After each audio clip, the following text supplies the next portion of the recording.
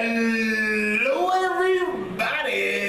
I'm Kanard Lewis, and this is my man Mark, my third appearing guest for episode 9 for season 8 for TKW videos, and his topic today is going to be about peer pressure.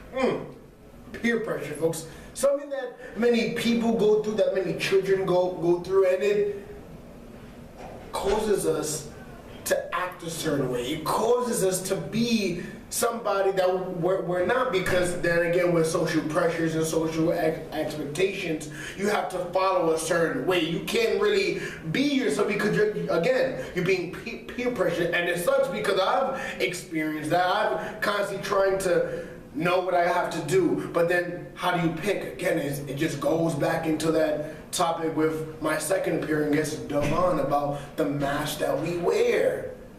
We constantly put on this perception, this mask, in order for people to see us in this good light, and we're peer pressured to do that. We don't even know how to be ourselves because, again, we're being peer pressured. So, Mark, how have you experienced peer pressure in your life? Like, explain some of those ways. Well, from my experiences in middle school and high school, mostly peer pressure, it's something that starts like slowly. It's almost like a slow build, and then it leads to something much bigger. Like, for example, you walk in to school, people insult you about what you're wearing. You know what I mean? Your shoes, or your pants, or your shirt, how bad it looks. What happens? You change your shirt, or you change clothing, but then it leads to something deeper. People like to insult you about your personality, or they like to insult you because you're a nice guy, and they're like, oh, why don't you do this, why don't you do that? And it will lead you to become something else, like you stated earlier. So I think that's what it leads to in peer pressure. And peer pressure, really much, if you really think about it, is something that starts off down the path to somebody that gets worse, even depression. You know, he nailed it right there, like, perfectly, about why don't you do this, right? You're doing something perfectly fine, and then they tell you, take a smoke, take a drink, right? You know, go steal that purse, right? It's just these small things that people tell you to do because they want you to be in their group. They want to make you conform to their natural norms, but you don't need to do that. How come you need to take that smoke to look cool, or take that drink to look cool, or steal that purse in order to be liked? Doesn't that suck that you're changing who you are? You're constantly being pressured to be something that you're not because of how people are acting toward you. Again, it's going deeper. It leads to depression because you're doing something, right, and you act, and then you regret it.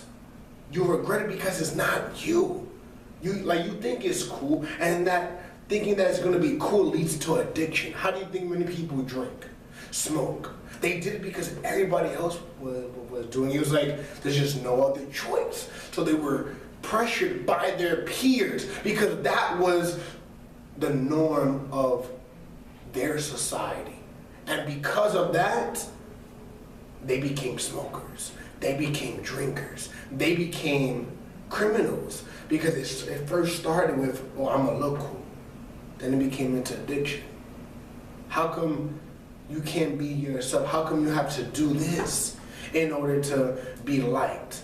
So, like, do you regret it? Do you regret any of those decisions that you actually made? Or do you feel like it was okay to be peer pressured? Yeah, I feel like there's two different types of peer pressure. There's the one that gets you out of your comfort zone to experience something new, adventurous. Then there's the other side that's much worse. And I do regret some things, like sometimes my friends would insult me for not cutting class.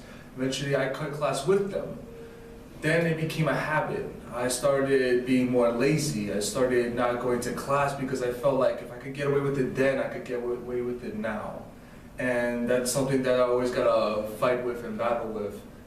There's all kinds of peer pressure. There's been peer pressure where friends made me do these great activities like skiing, or numerous activities that you can do that makes you add a little layer to yourself. You know what I mean? In a good way. So there's always a different type of peer pressure, but when you do something that you truly regret, like for example, one time I stole some things from the store. I couldn't really sleep well at night. You know what I mean? It gave me that regret because all I really wanted was acceptance from others, and for me to get that acceptance, I had to do something so wrong, and to get accepted like that, I might as well be somebody who could stand up for myself and know my morals. Yeah, you know, like he says a great point, because growing up dealing with bullying, it wasn't an easy thing to do. Constantly being mistreated, you're constantly being looked at as this clown, constantly being made fun of because of how you are, of how you act, or how you talk.